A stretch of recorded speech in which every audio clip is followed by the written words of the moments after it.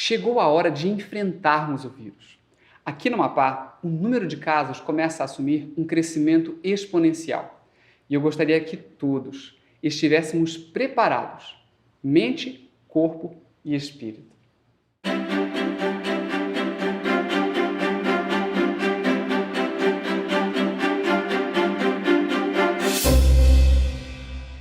E se você ficar doente? Já se perguntou se vai precisar ser internado? Onde você vai se recuperar? Em casa ou no hospital? Eu tive que pensar um pouco nisso, porque tenho pouca esperança de não me infectar.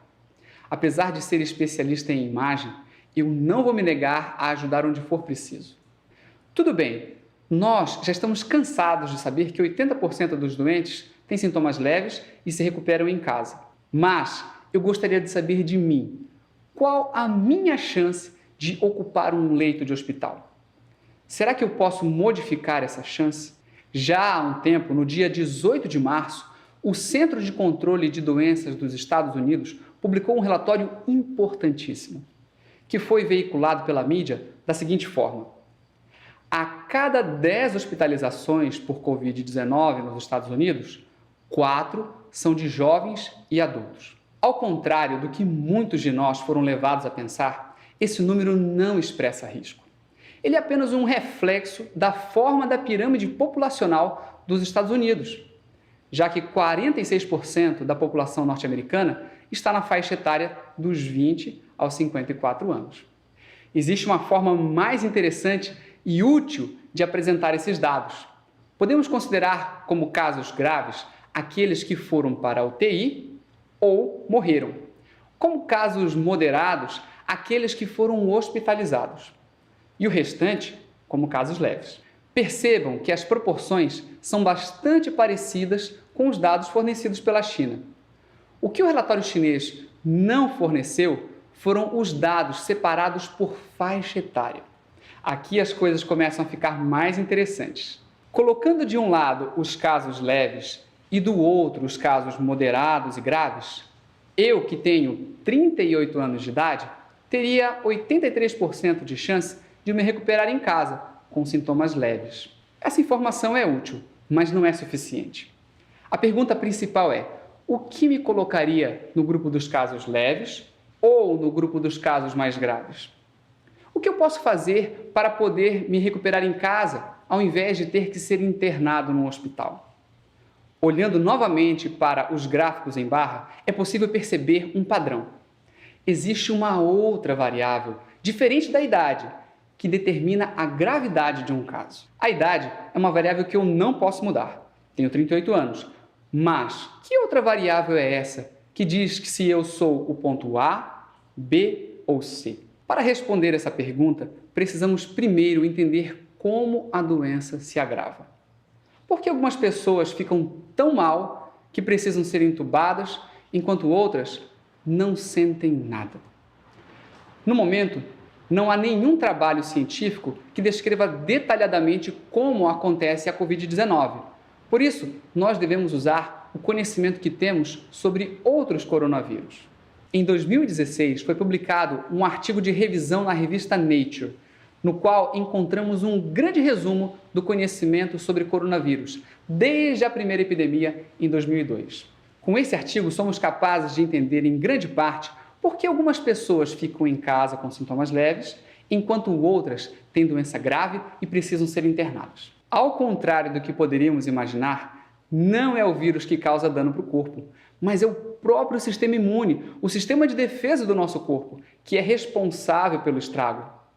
É uma resposta imune descoordenada que termina complicando o pulmão do doente. Quando falamos em resposta imune, geralmente pensamos em anticorpos, mas essa é apenas metade do trabalho que o nosso sistema imune precisa fazer. Essa resposta em que o nosso sistema de defesa produz anticorpos adaptados para o invasor é chamada imunidade adaptativa. A outra resposta imune, que pouco falamos, é chamada imunidade inata. Inata porque já nascemos com ela. Inato quer dizer em nascimento. Não é preciso nenhuma adaptação. O artigo sugere que a doença grave está relacionada com com a ausência de uma transição de uma resposta imune inata para uma resposta imune adaptativa.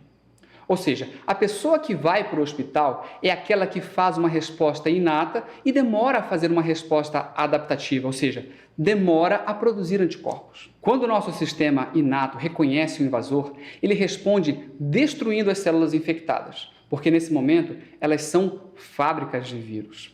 Além disso, ele produz substâncias inflamatórias para dificultar a replicação viral e ativar a resposta adaptativa, ou seja, ativar a produção de anticorpos. Isso tudo acontece para segurar a primeira onda de replicação viral, enquanto o nosso sistema de defesa se adapta à produção de anticorpos que vão finalmente eliminar completamente o vírus. Se essa adaptação e produção de anticorpos acontece rápido, a pessoa tem pouco ou nenhum sintoma e fica em casa. Se essa resposta adaptativa demora, o sistema inato continua trabalhando, destruindo as células infectadas do pulmão e produzindo mais inflamação, o que termina encharcando o pulmão. O vírus aumenta em quantidade e o organismo responde com mais inflamação ainda. Quanto mais tempo a pessoa demora a responder com anticorpos, maior a destruição de células pulmonares e maior a quantidade de líquido no pulmão. A pessoa termina precisando de um catéter de oxigênio e, por fim, termina sendo entubada. Falei tudo isso para dizer que é um sistema imune lento que leva as pessoas para o hospital. É isso que vai dizer se eu vou ser o ponto A, B ou C. Agora você já entendeu porque são os idosos que são mais acometidos. Eles têm uma resposta imune mais lenta. Existe um processo natural chamado imunossenescência. Imuno, de imunidade, e senescência, de senil, envelhecimento. O envelhecimento do sistema imune. No outro artigo, publicado no Lancet, agora em 2020, foram avaliados os fatores de risco para a mortalidade da Covid-19. O autor expressa a ideia da imunossenescência da seguinte forma: as deficiências de células T e B relacionadas à idade, ou seja, ao envelhecimento, e o excesso de produção de citocinas inflamatórias tipo 2 podem levar a uma deficiência no controle de replicação viral e a respostas inflamatórias mais prolongadas, potencialmente levando a maus resultados. Ou seja, os linfócitos, que são responsáveis pela resposta adaptativa com anticorpos, são reduzidos nos pacientes idosos. E as citocinas inflamatórias, que são produzidas pela resposta inata, estão em excesso. Uma grande resposta inata e pouca resposta adaptativa com anticorpos. Isso explica por que tantos jovens sem comorbidades terminam dentro de um hospital. As comorbidades aumentam a chance de morte, mas não são elas que estão levando as pessoas para dentro dos hospitais. É possível que as comorbidades sejam apenas variáveis de confusão, pois quem tem comorbidade geralmente tem baixa imunidade. Agora, talvez algumas pessoas de mais idade estejam desanimadas, mas não é preciso desânimo algum. Nem mesmo se você tem comorbidades. Você pode sim modificar os efeitos do envelhecimento do sistema imune. Um exemplo interessante é este artigo de revisão, publicado na revista Nature no ano passado. Pode a atividade física melhorar a imunossenescência e assim reduzir a multimorbidade relacionada à idade? A remodelação do sistema imunológico com a idade, a imunossenescência, contribui significativamente para problemas de saúde em idosos com risco aumentado de infecções, câncer e doenças inflamatórias crônicas, contribuindo para a multimorbidade relacionada à idade.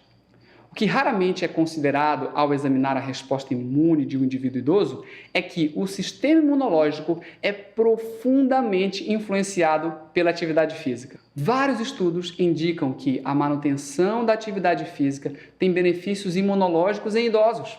Há mais de um século sabemos da importância da atividade física. É um dos 8 verdadeiros remédios. Ar puro, luz solar, abstinência, repouso, exercício, regime conveniente, uso de água e confiança no poder divino. Eis os verdadeiros remédios. Casa ou hospital? Agora você já sabe. Quem diz se você vai se recuperar em casa ou no hospital é o seu próprio sistema imune. E aí, como está a sua saúde? Se você quiser saber o que a ciência fala sobre os 8 remédios e como eles podem te ajudar, inscreva-se no canal. No próximo vídeo, vamos lembrar da experiência dos adventistas no enfrentamento da gripe espanhola em 1918, a pandemia mais mortal da história moderna. E vamos ver quais lições podemos extrair em nosso benefício hoje. Se você gostou do conteúdo, você também pode ajudar outras pessoas, dando um like e compartilhando. Até o próximo vídeo.